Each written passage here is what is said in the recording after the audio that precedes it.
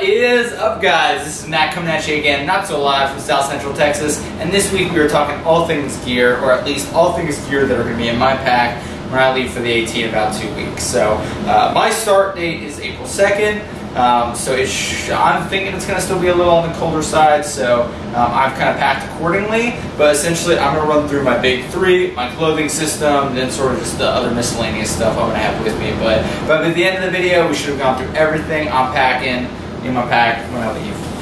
So I'm going to dive right in and start with my first item, my big three, my backpack, okay? So this is going to be a Gossamer Gear Gorilla 40. Definitely a little on the smaller side for me. I've always used sort of like big Osprey bags.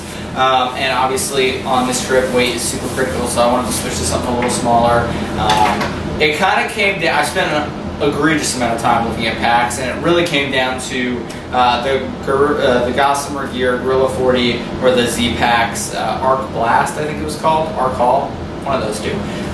And basically, they're pretty similar packs. I mean, at a certain point, they all are kind of similar, you know. You have the one giant compartment with some of the external storage. The biggest difference, obviously, between this and the Z-Packs is this is going to be a Sil Nylon. The Z-Packs is going to be a Dyneema bag and be a little lighter. For me, I really was leaning toward a Dyneema bag. I wanted to not have to worry about the rain and the wet on this pack.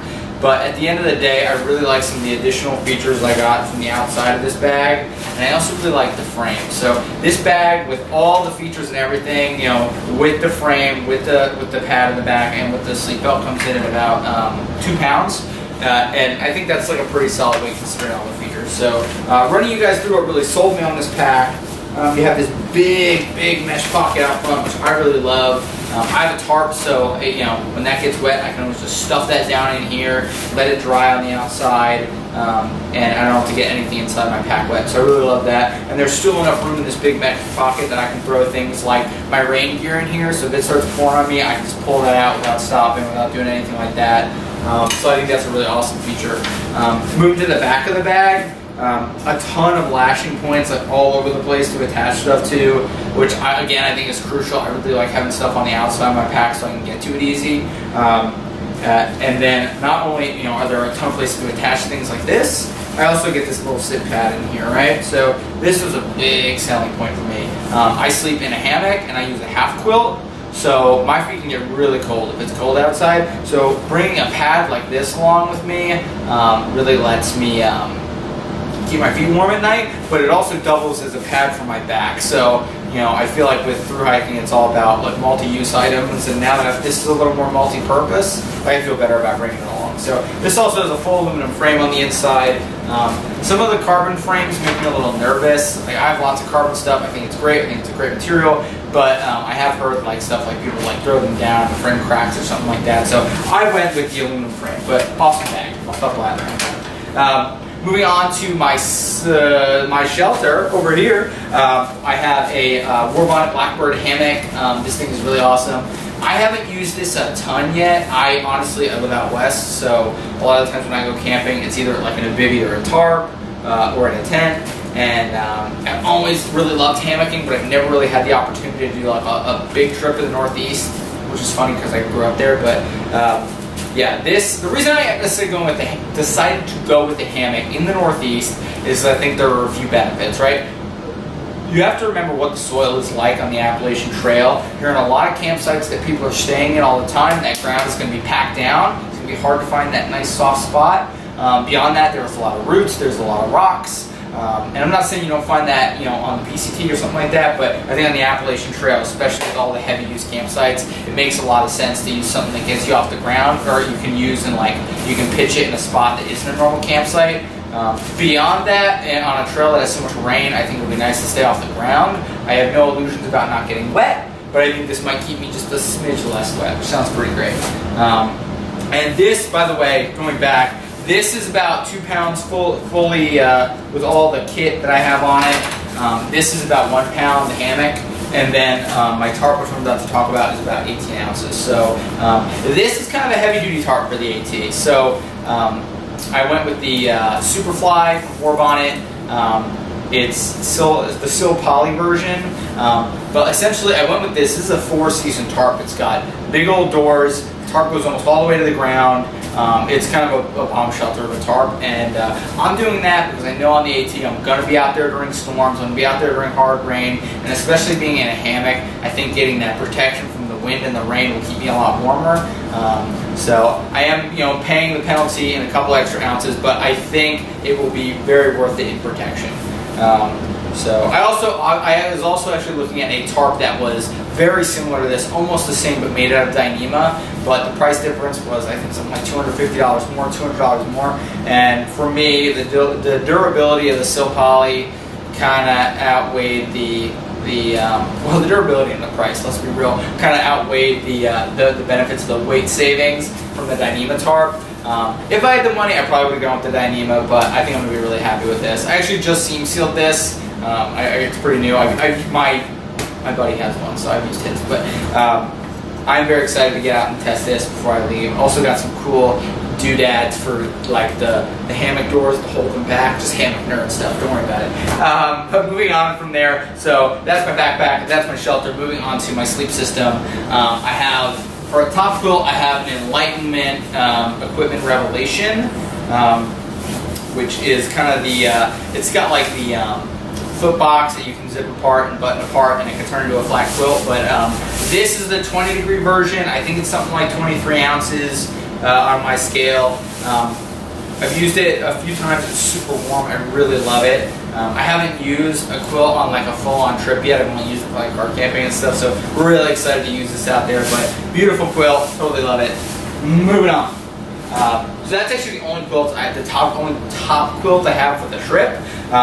With bottom quilts, I went with a little wider range. I actually have two under quilts. I have a 10-degree from Hammock Gear. I'm going to give Hammock Gear a quick shout out. This is like, these are two really awesome under quilts, and their Econ line is like, they use cheaper materials, and they were cheap enough that I was able to buy two for the price of like one regular under quilt. But basically, I got this 10-degree Econ under quilt, Econ Phoenix, I think, and this is an ounce of overfill, and I figure for when I start the trail, this will give me a lot of warmth at night. I don't have to worry about being cold, and then as it gets warmer, I can always switch to this 40-degree under quilt that I got.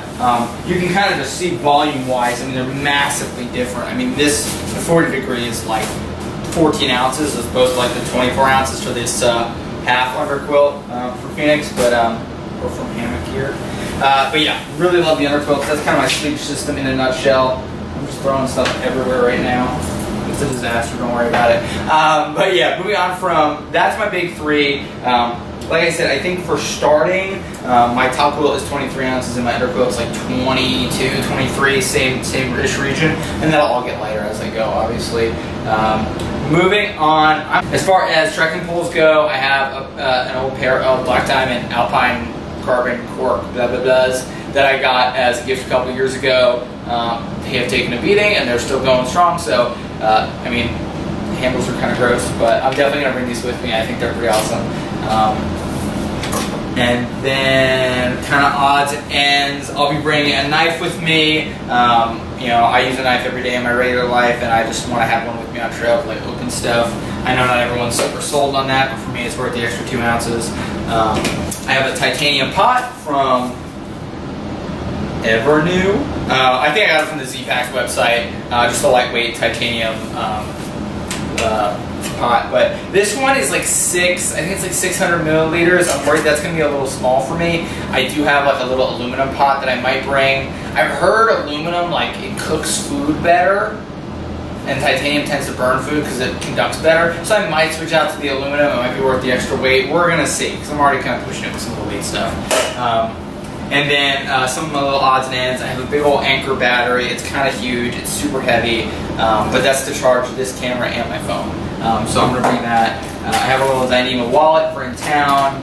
I have a Black Diamond Storm.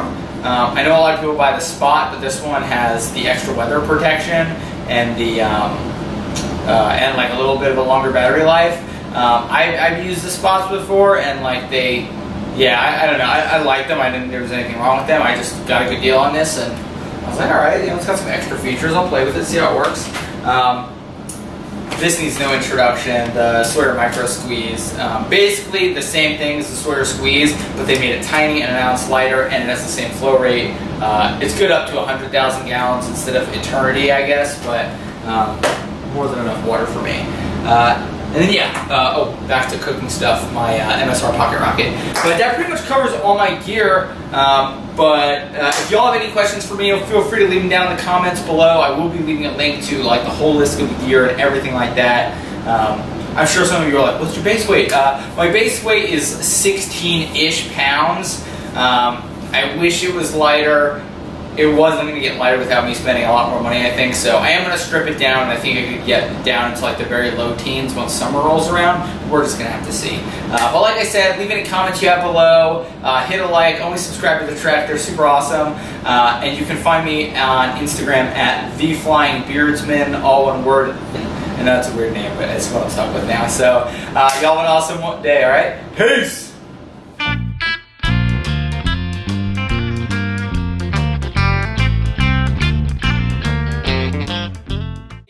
Gear Gorilla 40.